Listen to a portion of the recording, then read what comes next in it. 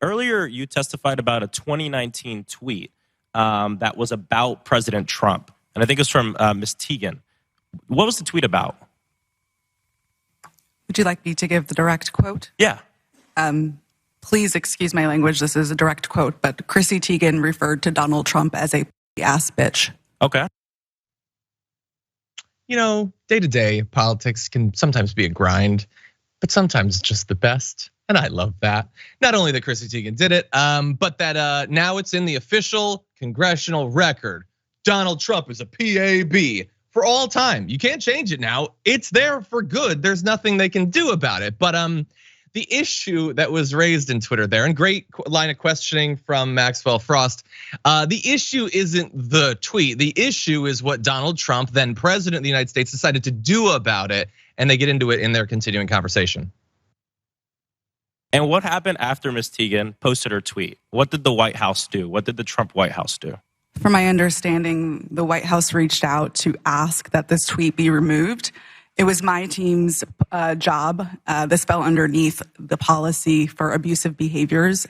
And we evaluated underneath our insults policy. At that time, up to 3 insults were allowed. And so it was our job to determine how many insults were included within that phrase. So the Trump White House reached out, not an agency, but the White House reached out and requested that you remove the tweet. From my understanding, yes. Okay.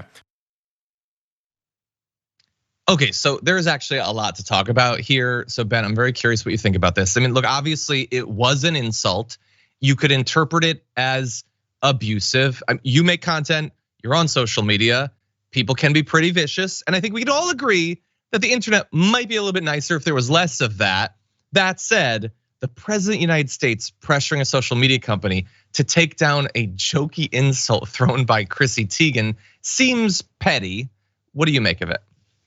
Yeah, I mean, okay, there's so many layers to this. First and foremost, it just reveals like how pathetic like Donald Trump is. Like, come on, like calm down, buddy. Like you're really gonna get that upset. But like Chrissy Teigen's tweets of all people, like, okay, yeah. like let's be real, okay? Like Chrissy Teigen's tweet game is pretty mid at best, right? Like, so if you're really like tearing yourself up because of Chrissy Teigen's tweet, you gotta like reevaluate your life on some level.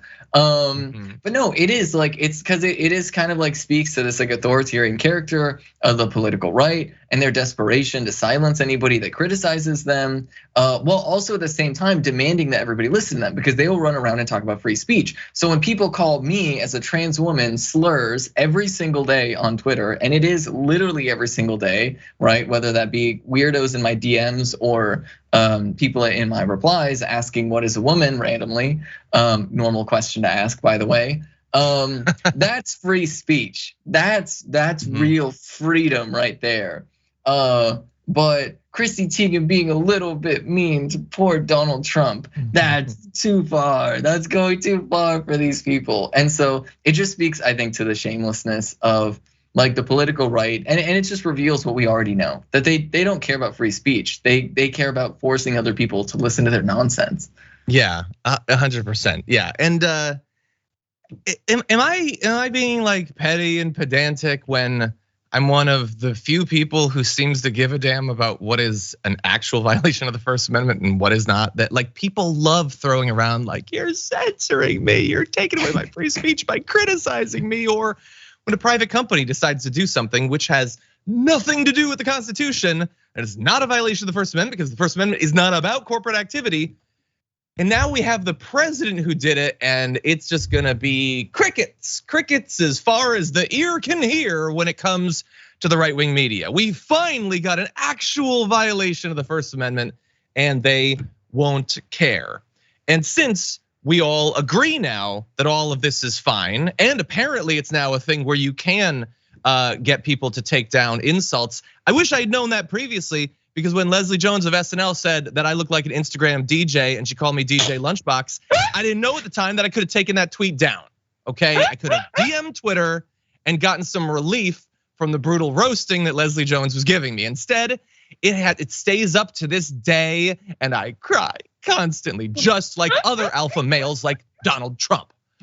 Anyway, the fact that he requested it taken out is just so, God, they want to be alphas, but they don't know the first thing about being even regular strong, let alone some sort of mythic conception of modern masculinity.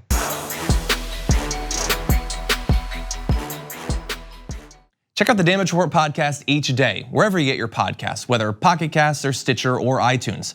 You can join me as I give you the news and stories you want, with a range of co-hosts and interview guests jumping in on the fun each day. Again, that's the Damage Report, wherever you get your podcasts. And if you get them at iTunes, don't forget to rate and review. Sometimes I'll read them live on the show.